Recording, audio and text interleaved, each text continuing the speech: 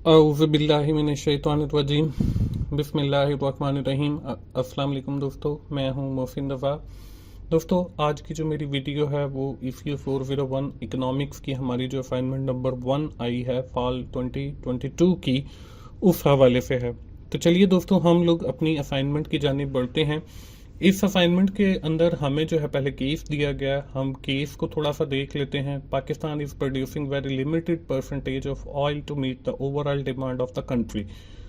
The inglorious oil production and constraint by the technological, technical and financial constraint, this necessitates import to the crude oil and other product in large quantities to meet the significant share of the total demand. Statistics identified that the imported bill of oil grew by 95.9% to 17.3% billion during the July to April financial year 2022 as compared to the 8.69 billion during the corresponding year of the last year. हमें यहाँ पे बताया गया कि हमारा जो मुल्क है पाकिस्तान, बेसिकली ये हमारी जो ऑयल की डिमांड है उसको पूरा नहीं कर सकता, और हमारी जो इंपोर्ट है ऑयल की, क्रूड ऑयल की, वो बढ़ गई है 2022 के अंदर 96% तक। और हमें जो है कुछ दो इक्वेशन दी गई हैं। एक क्वांटिटी सप्लाई की है जो कि है 250 जमा 0.30 पी, और क्वांटिटी डिमांड की हमें दी गई है, ऊपर वाली सप्लाई की है सॉरी, और क्वांटिटी डिमांड जो है वो 340 माइनस 0.10 पी है, और पी जो है वो रिप्रेजेंट कर रहा है प्राइस को, Q D represent the quantity demand and Q F represent the quantity supply. ये तो हमें केस दिया गया। अब इसमें हम लोगों ने करना क्या है, अब इसकी हम साथ साथ रिक्वायरमेंट्स को भी देखते जाएंगे और साथ उसका सोल्यूशन भी देखते जाएंगे। First of all we need to find out the equilibrium price and quantity of crude oil. हमने जो है इक्विलिब्रियम प्राइस जो है वो फाइंड आउट करनी है क्रूड ऑयल की। अब यहाँ पे देखें, हम सबसे पहले जो इक्विलिब्रियम फाइंड आउट करते हैं उसकी इक्वेशन आपको नजर आ रही है, Q D is equal to Q F, यानी कि हमारी क्वांटिटी डिमांड जो है, जहाँ पे हमारी क्वांटिटी सप्लाई के बराबर हो जाए, वहाँ उस प्राइस को जो है हम लोग इक्विलिब्रियम प्राइस कहेंगे। अब देखें, जो क्यू डी की इक्वेशन है वो 340 माइनस 10 पी है, 0.10 पी है, और जो क्यू एफ की है वो है 250 जमा 0.30 पी। अब देखें, जो माइनस वाली इक्वेशन होती है वो हमारी क्वांटिटी डिमांड की होती है, और जो प्लस वाली इक्वेशन है वो हमारी क्वांटिटी सप्लाई की है। ये मैं आप लोगों को एक शॉर्टकट बता रहा हूं two equation of quantity demand and quantity supply. इसके बाद हम आगे बढ़ते हैं, तो देखें 340 आ गया। इधर से हमने इक्वेशन की दूसरी साइड से जो है 250 को इधर लेकर आए। तो जब हम इधर लेकर आए तो आपको पता है कि इक्वेशन के जब दूसरी साइड पर जाते हैं तो प्लस वाली जो वैल्यूज होती हैं वो माइनस में कन्वर्ट हो जाती हैं, और जो मल्टीप्लाई वाली होती हैं वो डिवीजन में। तो 340 माइनस 250, इस साइड पे हमारे पास 0.30 पी बच गया। अब ये माइनस 10 पी जो है जब इक्वेशन की दूसरी साइड पे जाएगा तो वो प्लस 0.10 पी बन जाएगा। तो हमारा देखें, 340 में से माइनस किया 250 को, तो हमारे पास जो है 90 बच गया, और इधर देखें 30 और 10 को जो है हमने जमा किया तो 0.40 पी बन गया। अब इसमें हम आगे बढ़ते हैं। आगे इसमें देखें, हमने 90 को जो है वो डिवाइड किया 0.40 के साथ, और दूसरी साइड पे भी हमने 0.04 के साथ डिवाइड किया, बिकॉज हम पी की वैल्यू निकाल रहे हैं, यानी कि इक्विलिब्रियम प्राइस, कि जिसके ऊपर हमारी क्वांटिटी डिमांड और क्वांटिटी सप्लाई जो है वो बराबर हो जाए। अब यहाँ पे देखें, हमारी 225 जो है वो आगे जब हमने 90 को तकसीम किया 0.4 के साथ, तो हमारी जो है इक्विलिब्रियम प्राइस वो 225 आ गई। अब दोस्तों, इसको हम वेरीफाई भी कर सकते हैं। इसको वेरीफाई कैसे कर सकते हैं कि आप यही जो प्राइस है वो क्वांटिटी डिमांड की इक्वेशन में भी डालें और क्वांटिटी सप्लाई की इक्वेशन में भी डालें, और अगर आप दोनों इक्वेशन का जो जवाब है अगर वो सेम आता है तो इसका मतलब ये है कि आपने जो इक्विलिब्रियम प्राइस फाइंड आउट किया है वो बिल्कुल ठीक है। अब हम ये भी कर लेते हैं दोस्तों, आपको बताता चलूं कि मेरे जो है टीचर्स ऑनलाइन के ऊपर इकोनॉमिक्स के लेक्चर भी अवेलेबल हैं। अगर आप इकोनॉमिक्स के बारे में मजीद कुछ सीखना चाहते हैं तो वहां पे जाएं, उस चैनल को विजिट करें, और वहां पे जो लेक्चर्स अवेलेबल हैं आप उनसे भी फायदा उठाएं। तो दोस्तों, हम आगे बढ़ते हैं। हमने सबसे पहले ली अपनी क्वांटिटी डिमांड वाली इक्वेशन 340 माइनस 0.10 पी, इसके अंदर हमने कैलकुलेट की यहाँ पे तो अब देखें 225 मल्टीप्लाई बाय 0.10 तो ये हमारे पास 22.5 बन गया। 340 में से 22.5 निकाला तो ये हमारे पास 317.5 आ गया। अब हमने इसको क्वांटिटी सप्लाई वाली इक्वेशन के अंदर भी एंटर करना है। तो यहां पे देखें क्वांटिटी सप्लाई की इक्वेशन आ रही है 250 जमा 0.30 पी। तो आप इसके अंदर जो है पी की वैल्यू को पुट कर दें 225, तो 225 मल्टीप्लाई बाय 0.30 तो ये हमारे पास आ गया 67.5। जब हमने इसके साथ एडिशन की 250 की तो ये भी हमारे पास जो है 317.5 आ गया। इसका मतलब ये है कि ये दोनों जो वैल्यूज हैं वो इक्वल्स आ गई हैं, क्वांटिटी डिमांड वाली भी और क्वांटिटी सप्लाई वाली भी। तो हमने ये जो प्राइस फाइंड आउट की है इक्विलिब्रियम, ये हमारा जो जवाब है ये बिल्कुल ठीक है। अब हम बढ़ेंगे अपनी रिक्वायरमेंट नंबर 2 की तरफ। अब रिक्वायरमेंट नंबर 2 में जो है वो हमें क्या कहा गया, find out the price elasticity of a crude oil at the equilibrium price and quantity।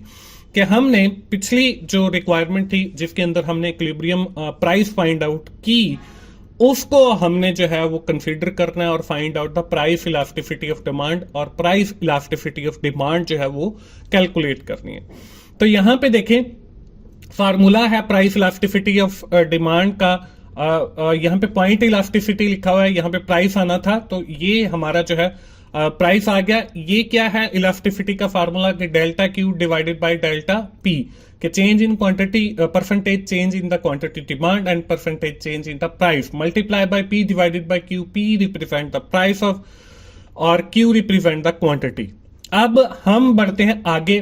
तो यहां पे देखिए आपको यहां पे डिमांड की इक्वेशन नजर आ रही है जो कि 340 माइनस 0.10 पी है। अब ये हमारी जो इक्वेशन है इसमें अगर हमने डेल्टा क्यू और डिवाइडेड बाय डेल्टा पी निकालना है तो हम क्या करेंगे, हम जो है यहां पे देखें जो कांस्टेंट वैल्यू है उसको हम रिमूव कर देते हैं। बहुत सारे दोस्तों का बाद में क्वेश्चन ये आता है कि ये मोहसिन भाई आपने कैसे कैलकुलेट किया। तो आपकी बुक के अंदर भी ये तरीका दिया गया कि when you are calculating the percentage change in the quantity divided by percentage in price, तो वही जो है फॉर्मूला मैंने अडॉप्ट किया। और इससे पहले भी कोई मैंने 8-10 सेमेस्टर के अंदर जो इकोनॉमिक्स की असाइनमेंट्स के सॉल्यूशन देखे उसमें भी यही कि जब आपने डेरिवेटिव लेना हो या percentage change in quantity find out करना तो आप कांस्टेंट वैल्यू को जो है वो खत्म कर देते हैं। अब यहां पे देखें जब हम 340 को खत्म करेंगे तो ये हमारे पास माइनस 0.10 बच जाएगा।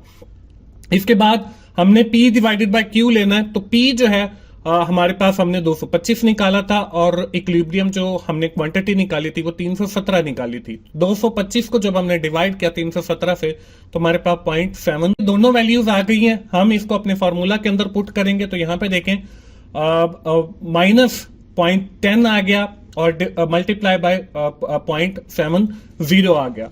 तो जब हमने इसको आपस में मल्टीप्लाई किया तो 0.070 जो है ये हमारे पास आंसर आ गया। और जब हमने इसको देखा तो ये हमारा 1 से जो है लेस है, तो इसलिए ये हमारी इन इलास्टिक जो है वो डिमांड आ गई। तो ये है दोस्तों हमारा रिक्वायरमेंट नंबर 2 इस तरीके से कंप्लीट हो जाए। इसके बाद बारी आती है जी रिक्वायरमेंट नंबर हमारी 3 की। अब रिक्वायरमेंट नंबर 3 में क्या दिया गया, if the government impose the tax of RS 25 litre and the price become 250। अब देखें यहां से भी हमारा जो एक फर्स्ट रिक्वायरमेंट है उसका आंसर कंफर्म हो रहा है। वो ये कि हमने वहां पे जो प्राइस कैलकुलेट की थी वो हमारे पास 225 थी, वहां यहां पे ये कह रहा है कि 25 उसके साथ इंक्रीज हुई, वहां यहां पे ये कह रहा है कि 25 उसके साथ इंक्रीज हुई तो वो 250 हो गई। तो अगर हम 250 से 25 को माइनस कर दें तो हमारा जो जवाब है वो 225 आता है। तो इसका मतलब यह है कि हमने जो फर्स्ट रिक्वायरमेंट के अंदर प्राइस कैलकुलेट की थी वो हमारी बिल्कुल ठीक थी पर litre. Then calculate the quantity demand and quantity supply at the new price. तो फिर जो है हमारी क्वांटिटी डिमांड कितनी होगी और क्वांटिटी सप्लाई कितनी होगी ये हमने बताना है। और इसमें हमने ये भी बताना है कि जब गवर्नमेंट को इम्पोज होता है टैक्स तो उस सूरत में हमारी क्वांटिटी डिमांड पे क्या फर्क पड़ता है और क्वांटिटी सप्लाई के ऊपर क्या फर्क पड़ता है। तो ये जब टैक्स लगता है तो उससे अल्टीमेटली आपकी जो प्राइसेस हैं वो इंक्रीज कर जाती हैं और जो आपकी क्वांटिटी डिमांड है वो कम हो जाती है। लेकिन उसके बरक्स जो आपकी सप्लाई है, जब आपकी प्राइस ज्यादा होती है तो आपकी जो सप्लाई है वो भी आपकी ज्यादा हो जाती है। ये हमारी लॉ ऑफ डिमांड और लॉ ऑफ सप्लाई के अंदर मैंने पढ़ाया है आप लोगों को। अगर आप लोगों ने मेरे इकोनॉमिक्स के लेक्चर सुने हैं तो आप टीचर्स ऑनलाइन पे जाएं और वहां पे मेरे इकोनॉमिक्स के लेक्चर अवेलेबल हैं। आप वहां से जाके मजीद इकोनॉमिक्स के बारे में वीडियोस देख सकते हैं और सीख सकते हैं। तो हम यहाँ पे पुट करते हैं। देखिए, सबसे पहले हमारे पास क्वांटिटी डिमांड वाली इक्वेशन आ गई 340 माइनस 0.10 पी। अब इसके अंदर देखें, हमने प्राइस जो है अब 225 की बजाय 250 रखनी है। तो 250 मल्टीप्लाई बाय 0.10, तो ये हमारे पास 25 आ गया। तो 340 में से जब हमने 25 को माइनस किया तो ये हमारे पास 315 आ गया। अब जब हमने फर्स्ट टाइम कैलकुलेट किया था तो यहाँ पे 317.5 था। तो ये हमारी जो क्वांटिटी डिमांड है ये कम हो गई है, और ये टैक्स का इफेक्ट है। जब टैक्स लगा तो हमारी जो डिमांड है वो ऑटोमेटिकली डिक्रीज हो गई। इसके बाद हम बात करते हैं क्वांटिटी सप्लाई की। तो क्वांटिटी सप्लाई की इक्वेशन आपको स्क्रीन के ऊपर नजर आ रही है, जो कि है 250 जमा 0.30 पी। अब यहां पे भी हम वही 250 वाली वैल्यू पुट करेंगे। तो 250 मल्टीप्लाई बाय 0.30, तो ये हमारे पास मल्टीप्लाई बाय 0.30, तो ये हमारे पास बन जाएगा 75। तो 250 जमा 75, तो ये हमारे पास बन जाता है 325।